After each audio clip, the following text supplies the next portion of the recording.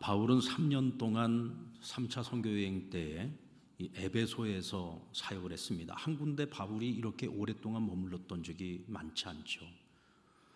2년 동안은 두란노 서원이라고 하는 곳에서 복음을 전하고 또 소아시아 각 지역에서 오는 사람들을 그곳에서 말씀을 가르쳤습니다. 이제 그곳에서 바울의 제자들이 많이 세워졌겠죠. 훈련받은 이들이 다시 본인들의 고향으로 돌아가서 그곳에 가서 복음을 전하고 교회를 세웁니다. 이렇게 3차 선교 전도 여행 때 바울이 2차 선교 여행 때 계획했었던 소아시아 복음화를 하나님께서 발걸음으로 옮겨 마게도니아, 유럽으로 옮겨 주시고, 그리고는 3차 선교 여행 때에 이 에베소에서 두란노 서원에서의 말씀 사역을 통해 소아시아 전 지역을 복음화하는 그런 성령의 역사가 일어나게 되었습니다. 할렐루야. 자, 이렇게 해서 사역을 마치고 이제 다시 마게도니아 쪽으로 넘어가서 본인이 2차 선교 여행 때 복음을 전하고 세워놓았던 교회, 그리고 그 제자들을 다시 한번 쭉 둘러보면서 그들에게 말씀을 권면하고 가르치고 이제 다시 한번 교회를 더 든든히 세우고자 하는 그런 계획을 세웠습니다. 그런데 바울이 자기와 함께하고 있는 동역자들을 마게도니아로 먼저 보내놓고 이 에베소에서 빨리 떠나질 않았어요. 그러니까 하나님께서 어떤 방법을 사용하셨습니까? 그곳에서 어떤 소동이 일어나게 만들었어요. 그래서 바울이 어쩔 수 없이 빨리 에베소를 떠날 수밖에 없도록 만드셨습니다. 이 또한 누가 한 거예요? 성령님께서 하신 거죠. 왜? 성령님께서는 이제는 바울이 에베소에서 할 만큼 다 했다. 너 여기서 할 만큼 다 했으니까 이제는 빨리 떠나야 된다. 앞으로 너가 가야 될 길이 멀다. 하나님께서 빨리 떠나게 하신 거죠. 자, 그렇게 해서 여기서 지금 이제 말씀드리려고 하는 건 뭐냐면 바울이 마게도니아로 가는 가장 빠른 길, 가장 쉽게 갈 수 있는 길이 뭐냐? 에베소에서 배를 타고 고린도로 가는 거예요. 배 타고 가면은요, 자기가 고생할 필요 없죠. 배가 고생합니다. 그렇잖아요. 아닙니까? 배가 고생하죠? 금방 갑니다. 근데 바울은 그 길을 택하지 않았어요. 소아시아의 에베소로부터 시작을 해가지고 위로 거슬러 올라갑니다. 위로 거슬러 올라가서 어디로 가느냐면 서머나로 가고 그 다음 버가모로 갑니다. 여러분 요한계시록 1장부터 쭉 보면은 거기에 소아시아 7교회에 관한 말씀이 나오죠. 소아시아 7교회에게 보내는 편지에 보면은 서머나 교회도 나오고 버가모 교회도 나오죠. 이게 전부 다 뭐냐? 근데 에베소 교회도 나오잖아요. 이게 전부 소아시아 서쪽 해변을 중심으로 해서 있는 지역들의 명칭입니다. 그러니까 서바나, 버가모, 그리고 드로아까지 거슬러 올라갔어요. 여러분 드로아라고 하는 지명을 들어보신 적 있죠? 언제 들어봤습니까? 2차 선교여행 때. 2차 선교여행 때 이 드로아라고 하는 지역이 왜 중요하죠? 이곳에서 소아시아 북부 지역으로 복음을 전하기 위해서 가려고 했는데 하나님이 계속 막으셨잖아요. 하나도 기억이 안 나십니까? 네, 괜찮습니다. 잊어버리면 다음에 또 전하면 되죠. 여러분들 성경을 좀 읽으시고 말씀을 듣는 것으로 만족하지 마시고 사도행전 지금 강해를 하고 있으니까 성경을 좀 읽으셔야지 돼요. 그래서 바울이 어떤 경로로 어떻게 그 도시마다 가서 어떤 사건들이 있었는지를 여러분들이 직접 성경을 읽는 것도 굉장히 중요합니다. 이곳 드로아에서 하나님이 막으시고 어디로 보냈어요? 마게도니아로 보내지 않았습니까? 여러분 드로아가 요즘 우리들이 이야기할 때는 이곳을 뭐라고 부르냐면 트로이라고 부르죠. 트로이. 여러분들 트로이의 목마 기억나시죠? 이 트로이의 목마 그 전쟁이 있었던 곳이 바로 이 드로아라고 하는 도시예요. 그러니까 이곳에서 이제 바울이 여기까지 이제 드로아까지 올라갔고 여기서 이제 배를 타고 어디로 넘어가느냐면 빌립보로 넘어가는 거예요. 그러니까 이 마게도니아로 넘어가는 그 길이 가장 쉬운 건 사실 에베소에서 배 타고 그냥 고린도로 넘어가고 위로 거슬러 올라가면 되는데 육로로 드로아까지 올라갔다. 그 올라가는 그 거리가요, 당시에 도보로 올라가면 보름 정도가 걸립니다. 한 15일 정도를 걸어서 올라가면서 도보로 다니면서 다시 복음을 전하고 다시 그곳에 가서 교회를 또 든든히 세우는 일들을 쭉 하고서 드로아에 가서 배를 타고 빌립보로 넘어가는 거예요. 또 빌립보로 넘어가고 난 후에 그다음 빌립보에서부터 다시 밑으로 내려오는 겁니다. 그러니까 마게도니아의 관문 도시인 빌립보로부터 밑으로 내려오는데 데살로니가, 그다음 베레아, 그리고 아덴은 오늘날의 아테네죠. 지금 현재 그리스 지역입니다. 아테네로 내려가, 아테네에서 더 밑으로 내려오면 고린도가 있어요. 여기 고린도까지 내려온 겁니다. 그러니까 2차 전도여행 때 본인이 세우고 또 복음을 전해서 가르쳤던 또 제자들을 세웠던 그 교회들을 다시 한번 쭉 둘러본 거죠. 게다가 여러분, 바울이 다니는 그 길을 그냥 알았다, 잘 갔다 와라, 그리고 프리패스 했겠습니까? 유대인들이 바울이 가는 곳마다 쫓아다니면서 바울을 죽이려고 결사대까지 만들었습니다. 그런 어렵고 힘들고 모진 고통 속에서 바울은 쉽고 편한 길을 놔두고 계속해서 어렵고 힘든 길을 스스로 자청해서 다닌 거예요. 왜 그랬을까요, 여러분? 왜 바울은 편하게 갈 수 있는 길이 분명히 있는데도 불구하고 왜 돌아 그 힘들고 어렵게 가는 그 길, 그 좁고 협착한 길, 그 고난의 길을 스스로 자원해서 그렇게 다닌 걸까요? 여러분, 주님께서 바울을 당신의 제자로 사도로 부르셔서 이방인을 위한 복음 증거자로 그를 세우신 이유가 뭐예요? 야, 바울아, 너 나랑 같이 동행하면서 편하게 잘 먹고 잘 살아보자. 주님께서 그런 목적으로 바울을 불렀습니까? 아니죠. 야, 바울아, 내가 널 구원하기 위해서 내가 너를 위해 나의 십자가를 지지 않았냐. 아무도 가려고 하지 않는 길이지만 그러나 나는 너가 그 길을 나와 함께 걸어줬으면 좋겠다. 비록 좁고 협착한 길일지라도 그 길의 끝에는 내가 너를 위해 의의 면류관을 준비해 놓았다. 내가 하나님의 나라, 아버지의 나라를 너에게 유업으로 줄 거야. 넌 하늘의 상급이 있고 하늘의 영광이 있다. 너 어떠니? 나랑 같이 한번 동행해 보겠니? 너 나를 위해서 한번 너의 인생 전체를 한번 불살라 보겠니? 하나님께서 주님께서 그를 부르신 목적은 편하고 쉽고 빠르고 남들 보기에 그럴듯하고 영광스러운 길이 아니라 그저 어디를 가든지 회방을 당하고 핍박을 당하고 고난을 당하고 매맞고 감옥에 갇히고 두들겨 맞고 심지어는 죽었다 다시 살아나야지 되는 그런 죽음의 목전까지도 경험했던 것 아닙니까? 그럼에도 불구하고 그가 그 길을 걸어갔던 이유가 뭘까요? 여러분, 영국 옥스퍼드 출신의 리틀톤이라고 하는 분이 있는데 이 사람이 예수라는 미신에게서 이 세계를 내가 구원해야 되겠다. 과학의 발달을 저해하는 미신을 없애는데 내 인생을 바치겠다. 그런데 보니까 이 성경을 연구를 해보고 기독교사를 연구를 해보니까 이거 정말 변방 저 유대 땅에서 일어났던 복음, 이거 진짜 아무것도 아닌, 정말 자기가 볼 때는 이 십자가라고 하는 것은 실패한 인생이 십자가에서 죽은 사건인데 이걸 갖다가 가지고서 무슨 복음이라고 해가지고 무슨 세계적인 종교로 만들어냈단 말이죠. 그러니까 이걸 만들어낸 사람이 누구냐? 바울이더라는 거예요. 그래서 이 바울이라는 사람을 연구를 해봐야 되겠다. 그래서 이 바울이라는 사람이 얼마나 말도 안 되는 걸 가지고 이 허구를 갖고 온 세상을 이렇게 어지럽혔는지 내가 확실히 과학적으로 이걸 밝혀내겠다. 그래가지고 이 사람이 3년 동안을요 바울의 선교 여행을 연구하기 시작했어요. 그래서 바울이 선교를 다녔던 모든 곳을 3년 동안을 자기가 발로 직접 다 밟고 다니면서 바울이 선교를 했던 것처럼 자기도 똑같이 도보로 배를 타고 그렇게 다니면서 바울을 연구를 한 겁니다. 여러분, 3년이 지나고 어떤 결과가 나왔을까요? 어떤 결과가 나왔겠습니까? 예? 웃지만 마시고요. 속에서는 지금 막 답이 나오는데 말은 못하겠죠, 그죠?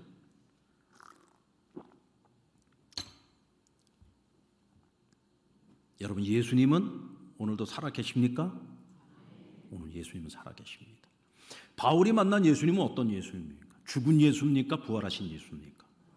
산자들 가운데서 찾을 수 있는 분입니까? 죽은 자 가운데서 찾을 수 있는 분입니까? 산자들 가운데 계신 분. 이 진짜구나. 정말로 부활하신 예수, 정말 살아있는 메시아를 만난 것이 아니라면 바울이 이렇게 죽을 고생을 해가면서 자기 인생 전체를 불살라서 절대로 이거는 인간으로서는 할 수 없는 일이다 결론을 내린 거예요. 그래서 그가 바울이 만난 예수는 죽은 예수가 아니라, 허상이 아니라 진짜 살아계신 예수, 부활하신 예수, 진정한 메시아, 진짜를 만났구나, 진리를 만났구나, 진리를 깨달았기 때문에 이 사람이 자기 전생애를 불살라서 그렇게 죽을 고생을 하면서 복음을 전한 것이구나 깨달은 거예요. 3년 동안. 그리고서 그가 바울의 회심이라고 하는 책을 썼습니다. 그래서 이 책이 신학교에서도 읽혀질 만큼 그렇게 유명한 책이 됐습니다. 여러분, 바울의 선교여행은 주님이 걸으신 좁고 협착한 길이요 십자가의 길이었습니다. 여러분, 그 선교여행, 그 힘들고 어려운 선교여행을 하는 중에도요, 바울은 틈틈이 시간이 되는 대로 편지를 썼습니다. 자기가 세운 교회들에게 편지를 써요. 그곳에 오랫동안 머물면서 그들을 제대로 가르치지 못한 부분들이 있고, 또 그 교회들마다 들려오는 소문을 들으면서 그 교회들이 약한 부분에 대해서 편지를 써서 보냈습니다. 요즘처럼 여러분들 금방 모바일로 해가지고 보낼 수 있는 것도 아니고, 이메일로 해가지고 보낼 수 있는 것도 아니고, 당시 무슨 종이가 여러분들 많기를 했습니까? 종이도 다 파피루스 같은 거에다가 정말 힘들게 그걸 기록을 해서 보내야지 되는 거란 말이죠. 그렇게 어렵게 힘들게 서신을 써서 계속 교회들에게 편지를 보냈습니다. 에베소에서는 고린도 전서를 썼고요, 마게도니아에서는 고린도 후서와 갈라디아서를 썼고, 고린도에 머무는 동안에는 로마서를 기록했습니다. 그런데 여러분, 에베소나 마게도니아나 고린도나 이 지역에서 본인이 복음 전하고 사역을 할 때 편하게 사역을 했던 곳들이 아닙니다. 다 유대인들로부터 핍박을 당하고 피해 다니고 도망 다니고, 그렇게 어려운 와중에서도 이 편지 쓰기를 멈추지 않았다는 거예요.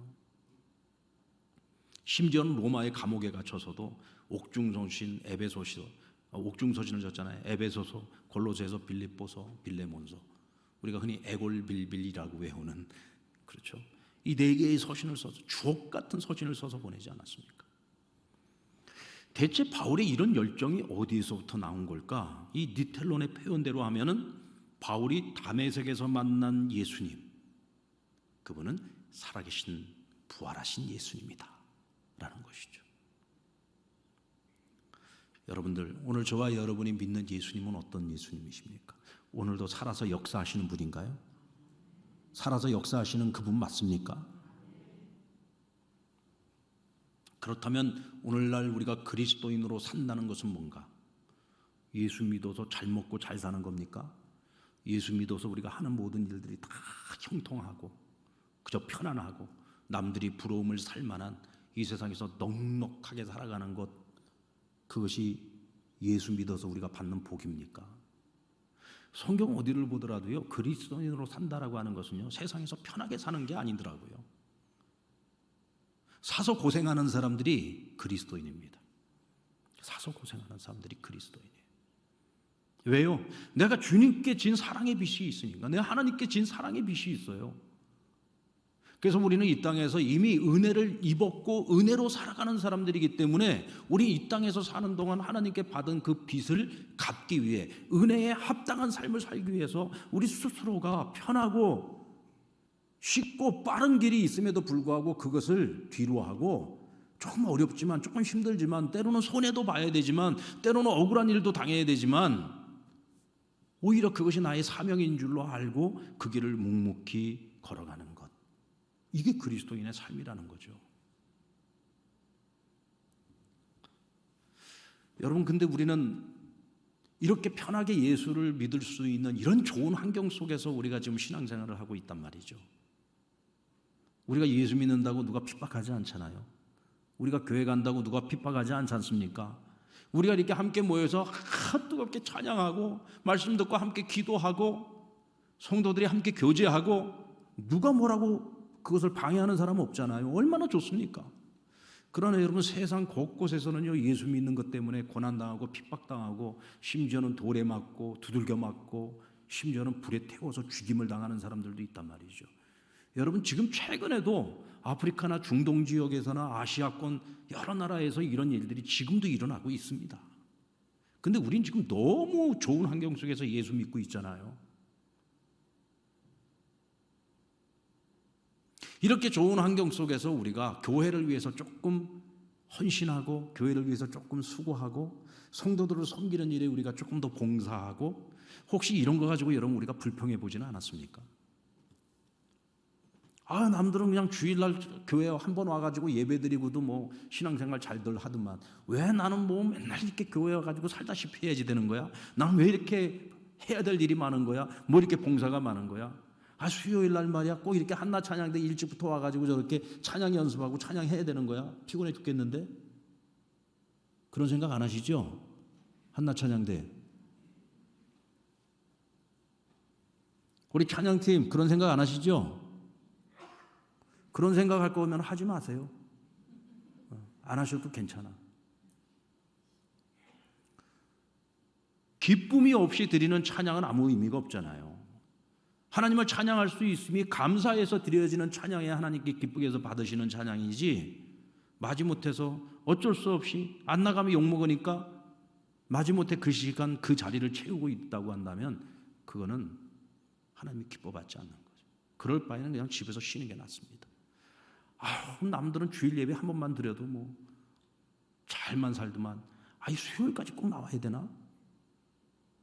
억지로 오늘 이 자리에 나오셨다면 여러분 억지로 나와서 은혜 받고 돌아가면 로또입니다. 그렇지 않습니까? 그렇잖아요.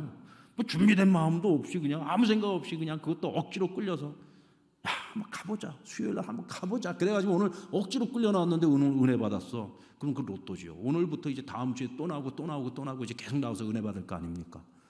로또보다 귀한 로또지요.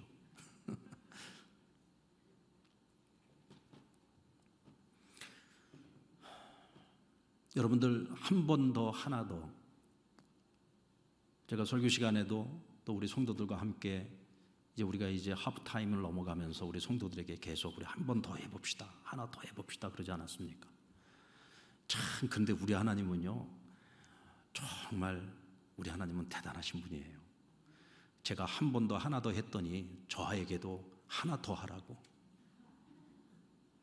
저에게도 하나 더 하라고 그것도 여러분 갑자기 저에게 경남 기독교 총연합회 수석부회장을 하라고 저에게 요청해 온 거예요.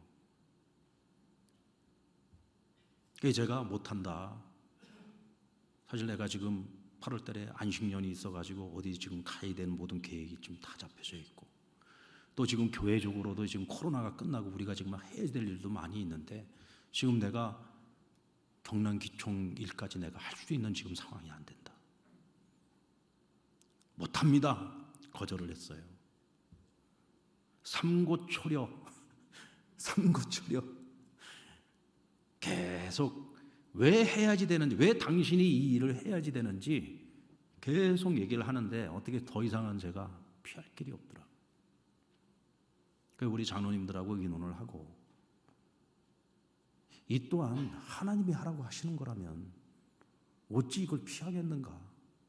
그래서 사실은 제가 8월 달에 지금 8월 첫주 첫날에 좀 안식년으로 어디를 좀 가려고 계획을 다 세워놨던 거를 비행기 표고 뭐고 다 취소하고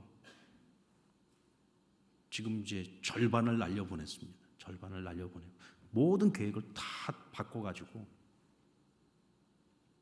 그렇게 해서 지금 경남기총 수석부회장직을 갑자기 맡게 된 거예요. 원래는 연초에 맡아야 되는데 원래 연초에 맡으셨던 분이 갑자기 못 하시게 돼가지고 갑자기 저한테 그게 이제 오게 됐는데 사실은 뭐 저도 제가 뭐 원래 이렇게 바깥일하는 걸 이렇게 썩 좋아하는 편은 아니라서 이제 계속 거절을 하다가 이것 또한 뭐 하나님께서 하라시니까 어떻게 하겠습니까?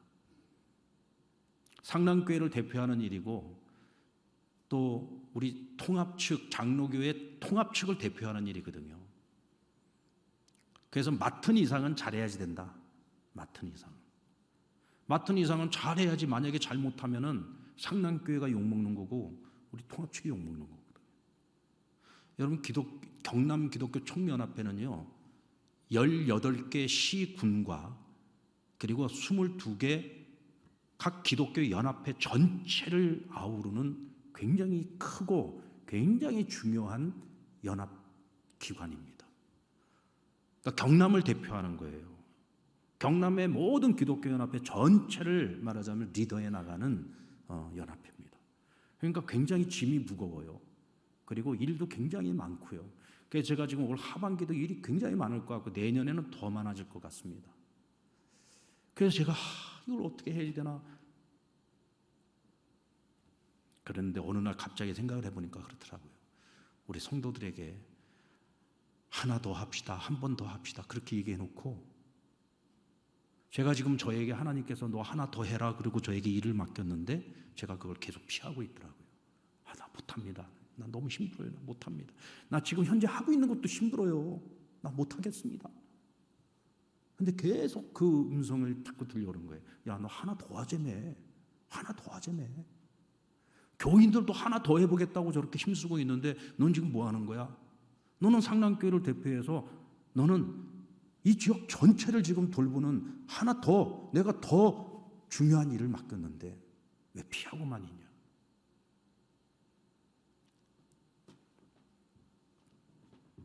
그래서 하나님께 순종하고 그 길을 걷기로 했습니다.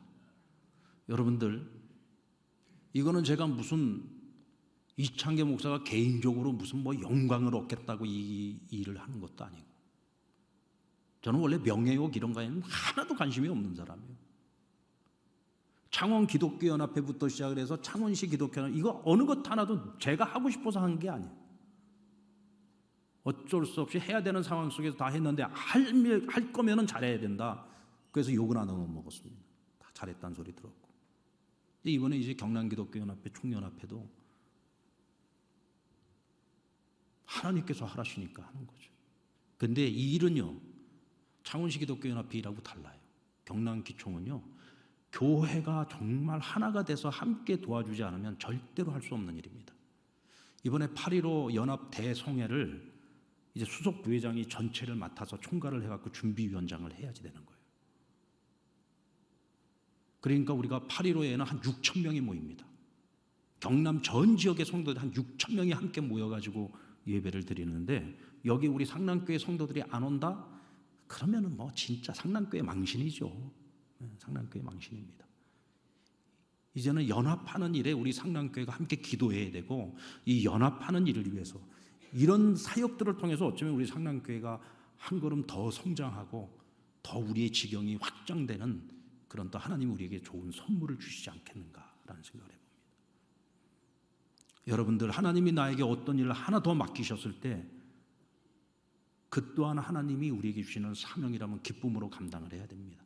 그리고 최선을 다하고, 그것이 교회 일이 되었든 무슨 일이 되었든지 간에 하나님이 우리에게 하나 더, 한 번 더 할 수 있는 기회를 주시고 하나 더라고 하는 우리에게 사명을 주신다면, 힘들지만 어렵지만, 여러분 바울은 이런 수고도 했고 이런 헌신도 했고 자기 목숨도 내놓았는데 지금 우리에게 주어진 이 좋은 환경 속에서 그 일 하나 더 맡겨줬다고 죽을 상을 해가지고 나 죽겠다고 그러고 있으면 되겠습니까?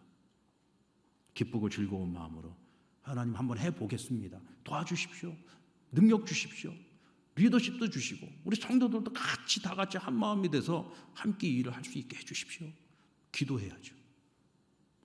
그러면서 하나하나 해나가는 가운데 우리의 상급이 쌓여가고 하나님께 기쁨이 되고 또 우리가 더 성장하는 그런 아름다운 기회가 되지 않겠습니까?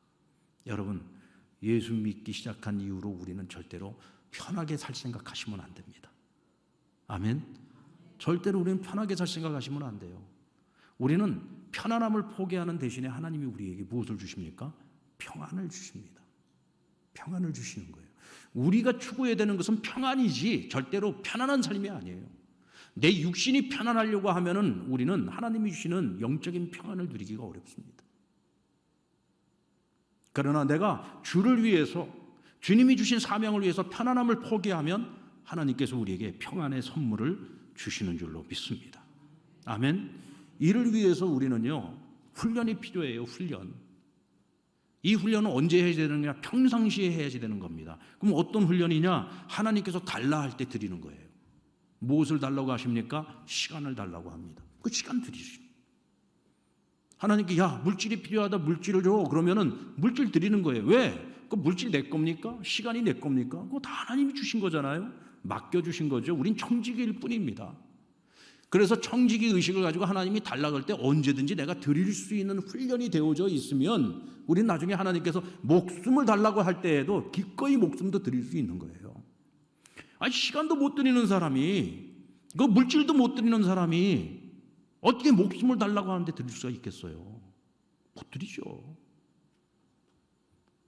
평상시에 우리가 크고 작은 내 삶 속에서 하나님께서 우리에게 감동을 주시고 말씀해 주실 때 그때마다 내가 순종하는 훈련이 되어져 있으면 어떤 상황 속에서도 우리가 하나님 앞에 어떤 명령 앞에서도 순종할 수 있는 길을 걸어갈 수 있는 겁니다. 그런데 평상시에 그 훈련이 안 돼 있으면요, 결정적인 순간마다 우리는 뒤돌아서게 되고 도망가게 됩니다. 바울은 드로아에 가서도 에베소로 떠나기 전날까지 말씀을 강론하고 가르쳤습니다. 끝까지 최선을 다한 거죠. 자, 그런데 오늘 그러는 와중에 한 가지 사건이 일어났어요. 유도라고 하는 청년이 다락에서 3층에서 떨어져 가지고 죽는 사건이 일어나게 됩니다. 자, 바울은 이곳 드로아를 떠나면서요, 이제 내가 마지막이라는 생각을 했습니다. 왜냐하면 지금 바울은 선교 여행을 마치고 마게도니아로 가서 쭉 한번 다 둘러보고 난 다음에 어디로 가야 되냐? 예루살렘으로 가야 됩니다. 근데 예루살렘으로 가는 길이 굉장히 급했어요. 왜 급했느냐? 이 3차 선교 여행 때 지금 예루살렘 교회에 기근이 들어가지고 예루살렘 교회 교인들이 막 핍박과 기근과 여러 가지 아주 복잡한 문제들이 많이 있어서 당장에 굶어 죽는 사람들까지 막 생기고 있었단 말이죠. 이제 그런 상황, 그런 소식들을 갖다가 이곳 이제 마게도니아 지역에 있는 교회들에게 쭉 전하면서 자기네들도 형편이 어렵고 힘든 중에 있었지만 구제 헌금을 거둔 거예요.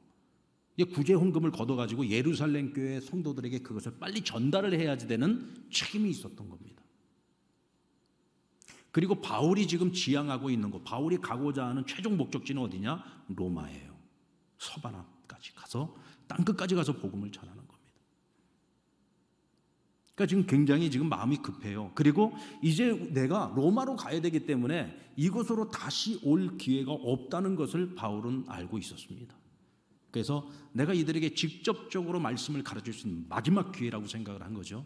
그래서 드로아를 떠나기 전에 교회 장로들과 또 교회 성도들을 다 모아놓고 밤을 새워 그들에게 말씀을 전하게 됩니다. 7절 하반절 말씀해 보니까 그들에게 강론할세 말을 밤중까지 계속했다라고 했어요. 상당히 긴 시간 동안 설교를 한 겁니다. 근데 이 시간에 유두로가 하는 청년이 창에 걸터 앉아서 졸고 있다가 3층루에서 떨어져서 그만 생명을 잃어버린 거죠. 여러분, 은혜가 있는 곳에 뭐가 있어요? 시험이 있어요. 은혜가 있는 곳에 시험이 있습니다. 그러니까 지금 이런 불상사가 일어났는데 지금 이 문제가 잘 수습이 되지 않으면 오히려 은혜가 있는 이 자리에 큰 시험이 닥쳐올 수 있는 거예요. 그렇지 않습니까? 지금 한참 다들 은혜 받고 있는 이런 상황 속에서 만약에 사람이 죽는 불상사가 일어났으니 이건 해석하기에 따라서 큰 시험이 찾아올 수도 있는 문제거든요. 성도들과 나눔을 갖다 보면 그런 간증을 들을 때가 있습니다. 예배 시간에 말씀 듣고 큰 은혜를 받았어요. 그래서 마음에 작정을 합니다. 야, 내가 진짜 이런 말씀대로 살아가야 되겠다. 은혜 받았으니까 마음 딱 먹고 집에를 딱 갔어요. 그래서 내가 이제는 오늘 목사님 말씀처럼 집에 가서 절대로 아이들에게 화내지 말고 정말 인내심을 가지고 애들을 사랑으로 돌봐야 되겠다.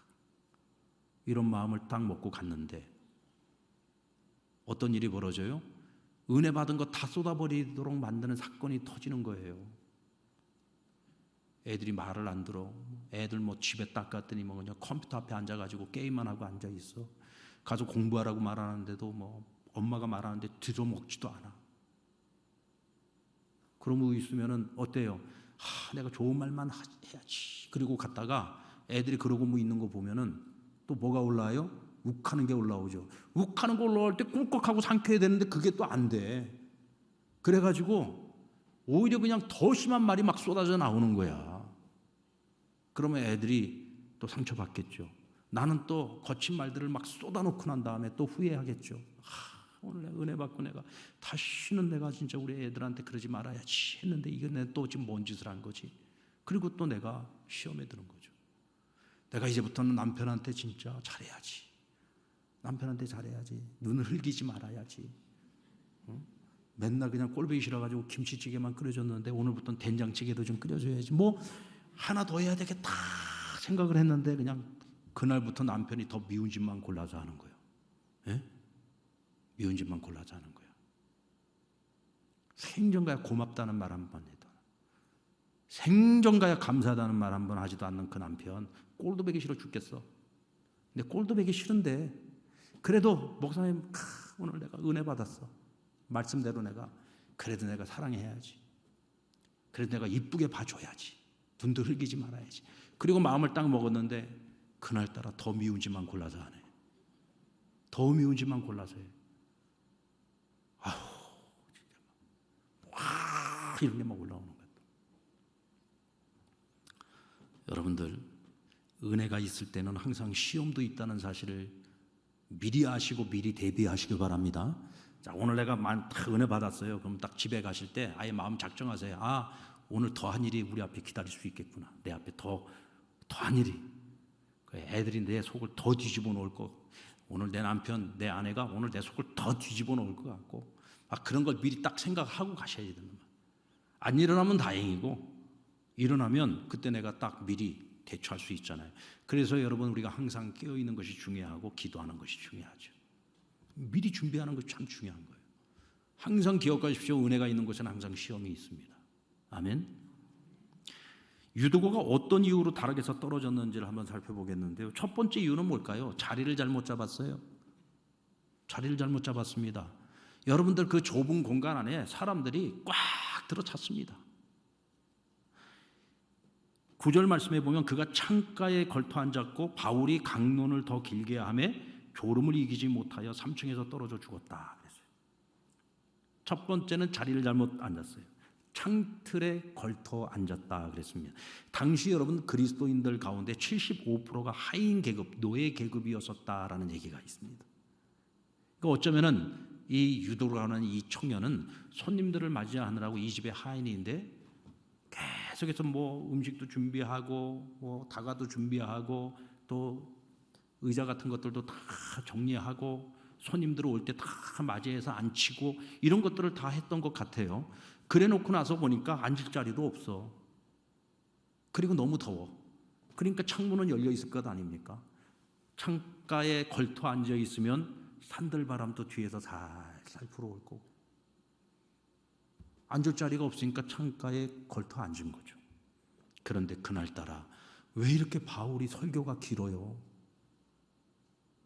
설교가 너무 길다 보니까 듣다가 집중하지 못하고 졸다가 떨어진 겁니다. 여러분, 예배 중에 가장 위험한 자리가 어디입니까? 예배 중에 가장 위험한 자리, 제 사정권 밖에 있는 자리요. 이창규 목사의 사정권 밖에 있는 자리. 그런데요, 적어도 1층은 그래도 제 눈에 저 끝에까지 다 들어옵니다. 저기 맨 끝에 우리 이용 목사님 얼굴까지 다 보입니다. 워낙 크기도 하지만 다 보입니다. 제 눈에 쫙 보입니다. 2층은 솔직히 내가 2층은 안 들어와요.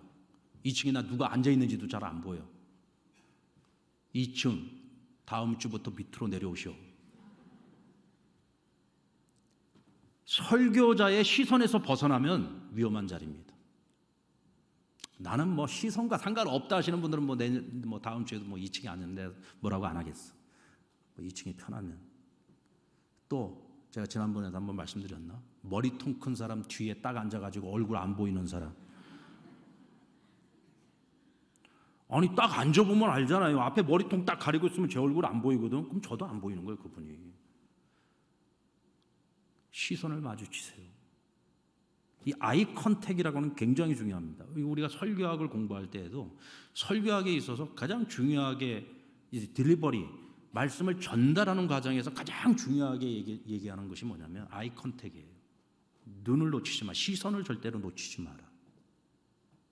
시선을 놓치는 그 순간에 그 청중은 졸린다. 자기 되어 있다.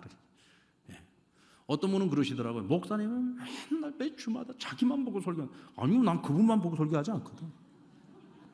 근데 그분은 항상 제가 자기만 보고 설교를 한다는 거, 자기만 보고. 자기를 위한 설교만 늘 하고 있다는 거예요. 은혜 받고 있는 거죠. 제가 그분의 시선을 놓치지 않는 게 아니라 그분이 저의 시선을 놓치지 않고 있는 거예요. 그러니까 항상 제가 자기만 보고 있다고, 자기만 보고 설교를 한다고 생각을 하는 거죠. 그분이 은혜 받고 있는 겁니다. 근데 맨 뒤에 있는 사람이 저랑 시선 맞추기 쉽지 않죠. 가급적이면 허리도 아프고 목도 아프지만 이 앞자리에 앉으세요. 앞자리로 가급적. 제가 맨 뒤에 앉는 이유는 있습니다. 예전에 보니까 제가 여기 맨 앞에 처음에 앉았었거든요. 그랬더니 우리 부목사님들이 설교하면서 너무 부담스럽다는 거예요. 제가 아주 부담스럽다는 거예요. 그래서 제가 안 부담스러운 자리 저 맨 뒤에 가서 앉는 겁니다. 근데 여러분, 은혜 받는 자리는 좀 앞으로 오는 거예요. 어떻게더라도 아이 컨택을 하려고 노력을. 아이 컨택을 하고 제 사정권 안에 있으면은요 절대로 딴짓 안 합니다. 졸다가도 깹니다. 졸다가도 깹니다.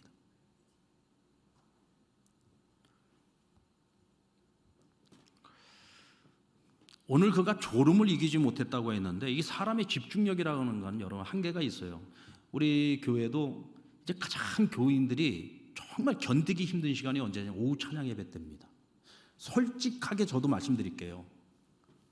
저도 아침에 새벽부터 나와서 1부, 2부, 3부 예배 집례하고 설교하고, 그리고 여러분들 제가 예배 그 중간 텀이 있잖아요. 1부 예배 끝나고 2부 예배, 2부 예배 끝나고 3부 예배, 3부 예배 끝나고 찬양 예배 때까지 그 시간에 제가 쉬는 시간이 아니요. 계속해서 성도들하고 계속 면담 들어오고 기도 받으러 오고, 어떤 경우에는 요즘은 거의 2부 예배 끝나고요 3부 예배 거의 한 2, 3분 전까지 만나서 기도해주고 그거 하다가 올라가요. 그러니까 막 온몸이 파김치가 된 상태에서 사실은 3부 예배 설교를 합니다. 근데 3부 예배 끝나고 나면요 진짜 거의 뭐 실신 상태가 될 정도로 지쳐버려요. 그런데 제가 원래 또 이 설교 스타일이 그냥 막 진을 빼면서 하는 설교가 되나가지고 3부 예배까지, 그래서 제가 오후 찬양 예배 어디 헌신 예배를 잘 안 나가려고 하는 이유 중에, 제가 헌신 예배를 가는 경우는요 몇 번 부탁을 해가지고 정말 힘들게 제가 가는 거예요. 왜 제가 안 가려고 하는 이유가 뭐냐면 너무 힘들어서 제가 안 가려고 하는 거예요. 너무 힘든 상태에서 가갖고 최선을 다해서 내가 설교를 해드릴 수가 없잖아요. 그러니까 제가 안 가려고 하는 거야. 그런데 그래도 오라고 하니까 제가 간 거지, 한 번 정도 이렇게 부탁하는데 제가 바로 간다고는 얘기를 안 합니다. 왜냐하면 제가 미안해서, 왜 최선을 다 못하니까, 너무 피곤하기 때문에. 그러니까 오후 찬양 예배 시간에도요 앉아있다 보면 막 진짜 제가 막 제 이 허벅지를 막 꼬집습니다. 정신 차리려고. 너무 몸이 막 피곤하니까 막 졸린 거예요. 막 졸리면 제가요 정말 제일 그 불편한 시선이 누군지 아십니까? 찬양대요. 성도들은 전부 앞만 보고 있는데 찬양대는 나를 보고 있어. 그게 내가 찬양대 때문에 졸지도 못한다니까. 맨 뒤에 앉아 있는데도. 근데요 보고 있는 거 아는데도 너무 졸리니까 어쩔 때는 실신을 할 때가 있어요. 정신을 잃어버릴 때. 그러면 그날은 또 집에 가서 우리 집사람한테 또 다 욕 많이 얻어먹습니다. 어떻게 담임 목사가 돼가지고 졸고 앉아 있느냐. 근데 여러분, 체력의 한계는 어쩔 수가 없어요. 너무 지치고 힘들면, 그래서 제가 우리 성도들 자는 거 갖고 제가 뭐라고 안 하잖아요. 그렇죠? 제가 우리 성도들 자는 거 갖고 제가 뭐라고 안 하는 이유가 뭐냐면, 나도 어떨 땐 졸기 때문에 그렇잖아요. 조는 자가 어떻게 조는 자에게 뭐라고 할 수 있습니까? 그건 어쩔 수 없는 거예요. 너무 몸이 그러니까. 제가 왜 이 말씀을 드리냐면, 저는 또 그렇다 치더라도 우리 성도님들은 주일날 와서 설교하지 않잖아요. 뭐 그다지 피곤하지는 않잖아요. 그죠? 그런데 어떤 분들은요 아예 그냥 작정하고 주무시는 분들이 있어요. 근데 그분들은 왜 작정하고 주무실까? 지난 토요일날 너무 늦게 잤어. 토요일날 너무 늦게 잤어요. 토요일날 너무 무리를 해가지고 너무 몸이 피곤한 거야. 체력 관리가 안 돼가지고 주일날을 아예 그냥 설교 시간이 자는 시간으로 딱 아예 작정을 하고, 아니 멀쩡히 찬양 시간까지 잘하다가 있잖아요. 설교가 딱 시작되면 그 시간서부터 그냥 아예 작정하고 주무시는 분들이 계시더라고. 내가 너무 고이 주무시고 계셔서 내가 도저히 못 깨우겠더라고요. 얼마나 잠을 못 잤으면 교회 와서 그렇게 깊은 잠을, 편안한 잠을, 하나님 주시는 잠을 주무시고 계시는데 어떻게 그분을 깨우시겠어요. 제가 그냥 냅두는 거지. 그러나 어쨌든 내가 그 시간에 은혜 못 받고 들어가면 나만 손해잖아요. 그러니까 체력 관리를 잘 하시라는 얘기입니다. 적어도 주일날 예배를 드리러 오실 때에는 적어도 내가 정신 딱 차리고 하나님 앞에 집중할 수 있도록 내 체력 관리를 잘 하고 오시라는 거예요. 저야 찬양 예배 때 어쩔 수 없는 상황이잖아요. 그거는. 그렇다면 제가 1, 2, 3부 설교 안 할 수도 없고. 그러니까 제가 자는 건 좀 봐주셔. 그러나 여러분이 자는 거는 진짜 안 돼요. 여러분이 자는 거는. 왜? 여러분들 자면은 그 한 주간 무슨 말씀으로 여러분들 먹고 사실 거예요. 주일날 우리가 받은 말씀 가지고 한 주간을 우리가 버텨내고 이겨내고 싸우고 살아가야 되는데. 근데 사실은 설교가 긴 것도 문제야. 바울의 설교가 너무 길었어. 바울의 설교가 너무 길었어요. 최소한 4시간에서 5시간 정도 설교를 한 거야. 바울의 설교가 재미있었을까? 분명한 건 제 설교보다 재미가 없었을 겁니다. 진짜 재미없는 설교였을 거예요. 바울은 지금 말씀 하나라도 더 가르쳐 주고 싶은 마음에 여기 예화가 들어갈 것도 없어, 다른 얘기 들어갈 것도 없어. 성경 얘기만 했을 거예요. 그런데도 성도들이 4-5시간 그 더운데 에어컨도 안 틀어놨는데 그냥 집중해서 말씀을 듣는 거예요. 사모하는 마음이 있으니까. 그래도 적당히 길어야지 4-5시간 동안 그냥 막 계속 하니까 유두고가 떨어진 거예요. 우리는 이 유두고 사건을 통해서 한 가지 꼭 기억해야 되는 게 시험에 빠질 자리에 서지 말아야 된다. 이게 유두고가 자리를 잘못 찾았다는 것은 사실 우리에게도 그런 실수가 많이 있어요. 우리가 죄 짓는 것을 보면은요, 죄 지을 자리에 있어서 죄를 지어요. 우리가 넘어질 때 보면은 넘어질 자리에 있어서 넘어지는 거예요. 그러니까 우리는 항상 은혜 받을 자리에 있어야 되는 것이고, 아멘. 선한 일을 할 자리에 있어야 되는 거예요. 자리를 잘못 잡으면은 우리는 항상 실수하게 되어 있고 자빠지고 죄짓게 되어 있습니다. 그리고 자기 영혼과 육체를 잘 관리해야 된다. 그래야 우리가 받을 은혜를 누릴 수 있는 거지. 우리가 은혜를 못 누리면은 한 주간 또 우리가 얼마나 힘들게 살아갑니까? 영육을 잘 관리해야지 되고 무엇보다도 절제도 필요하다. 그러니까 가르치는 자나 듣는 자나 모두가 다 절제가 필요해요. 사실은 설교를 하는 입장에서 보면은요, 제일 힘든 게 뭐냐면은 절제입니다. 절제예요. 오늘은 제가 설교가 조금 길어졌네요. 이쯤이면 끝나야 되는데 오늘 조금 더 길어진 것을 보면 오늘 설교 원고에 없는 얘기를 제가 했다는 얘기죠. 설교 원고에 없는 얘기. 그러나 여러분, 오늘은 바울의 심정을 가지고, 그러나 여러분을 죽음으로까지 데리고 가지는 않겠습니다. 조금 길어, 한 10분 정도 더 길어지는 거니까 이해하시고, 아무리 좋은 것도 절제가 필요하다. 과유불급, 지나치면 좋지 않은 겁니다. 근데 이제 오늘 이 클라이맥스는 뭐냐면, 오늘 이 사건에서 가장 중요한 것, 하나님께서 오늘 이 드로아에서 전부 은혜 받고 있는 이 시간, 한 청년의 죽음으로 인해서 큰 위기가 찾아왔어요. 근데 바울은 이 위기를 시험거리로 만들지 않고 하나님의 위로의 사건으로 이것을 바꿨다는 거죠. 이제 사람이 죽었으니까 다들 웅성웅성 난리가 났습니다. 이때 여러분, 바울이 취했던 태도가 뭡니까? 청년을 끌어안고 그 웅성거리고 있는 회중을 향해서 잠잠하라, 조용히 해라. 이 청년이 죽지 않았다. 근데 여러분, 죽었어요, 안 죽었어요? 죽었습니다. 여러분, 사도행전을 기록한 사람이 누구예요? 의사 누가입니다. 누가는 함께 동행하고 있었습니다. 누가 그의 죽음을 진단했을까요? 의사였던 누가가 진단한 겁니다. 이 청년은 죽었다. 생물학적 죽음에 대해서 얘기를 한 겁니다. 죽었습니다. 그런데 바울은 이 청년을 끌어안고 아니다, 죽지 않았다. 이 청년이 살아있다라고 얘기합니다. 단호하게 얘기했습니다. 그리고는 유두고가 어떻게 해요? 마치 잠에서 깨어난 것처럼 눈을 뜨고 자리에서 일어났습니다. 데리고 올라가서 떡을 먹이고 물을 마시게 하고, 그리고는 오히려 유두고가 살아난 이 사건으로 인해서 그곳에 모여 있었던 드로아의 모든 성도들이 큰 하나님의 위로를 얻었다 그랬어요. 할렐루야.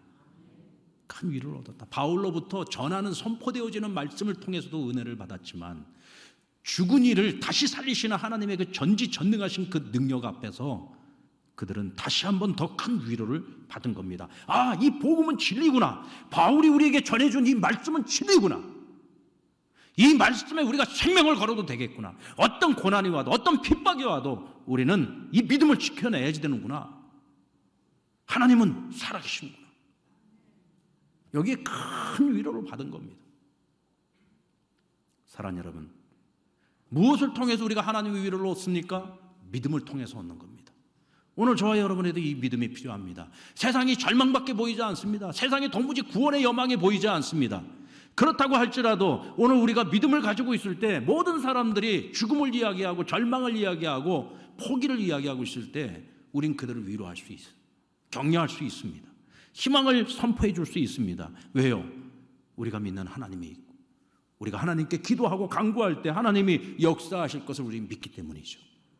아멘입니까? 그래서 여러분, 오늘 이 시대에도 교회가 희망인 이유가 바로 거기 있는 겁니다. 아무리 지금 교회가 뭐 이렇다 저렇다 말도 많지만은 그래도 이 세상의 희망은 교회인 거죠. 왜요? 교회는 오늘도 살아계신 하나님께 부르짖어 간구할 수 있단 말이죠. 오늘도 교회는 하나님의 살아계심과 역사하심을 우리의 삶을 통해서 증명하고 보여줄 수 있단 말이에요. 그러나 믿음 없는 사람들을 통해서는 절대로 그런 일이 일어나지 않아요. 오늘 바울처럼 믿음을 가지고 선포할 때, 믿음을 가지고 기도할 때 삶으로 하나님 살아계신 것을 증명해 줄 수 있는 거예요. 말로만 증명하는 것이 아니라 이와 같은 사건을 통해서, 내 삶을 통해, 내 믿음을 통해서 하나님 오늘도 살아서 역사하고 계심을 증명할 수 있는 것입니다. 사랑하는 여러분, 바울은 왜 편하고 쉬운 길 놔두고서 그 어렵고 힘든 그 고난의 길을 스스로 자처했을까요? 그는 끝을 보고 살아가는 인생이기 때문에 그렇습니다. 하나님의 약속을 믿고 바라보고 살아가는 인생이기 때문에 그렇습니다. 세상의 영광이 아니라 하늘의 면류관, 하늘의 영광, 생명의 면류관을 바라보는 인생이었기 때문에 그 길을 걸었던 겁니다. 우리도 다르지 않습니다. 우리에게도 하나님이 주신 약속은 같은 약속입니다. 우리도 끝을 보고 살아가야 되기 때문에 오늘 우리는 매일매일 우리의 삶 속에서 하나님께서 우리에게 요구하는 것이 무엇이 되었든 드리는 훈련을 통해 우리는 주님이 원하시는 그 길을 함께 걸어갈 수 있어야 됩니다. 자신이 하지 않아도 될 고생이었지만 주를 위해 고생을 자청했던 바울, 그것은 편안함이 아니라 평안을 추구했기 때문입니다. 오늘 저도 역시도, 여러분들 역시도 이 평안을 추구하는 삶을 살아갈 때 우리는 그 길을 걸어갈 수 있습니다.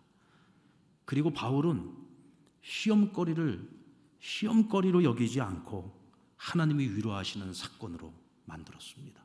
그것은 믿음이 있었기 때문입니다. 그 믿음 안에서 믿음으로 시험을 넘기고 모든 사람들에게 위기를 기회로 만들어 하나님의 위로를 함께 나누고 선포할 수 있기를 우리 주님의 이름으로 축원합니다.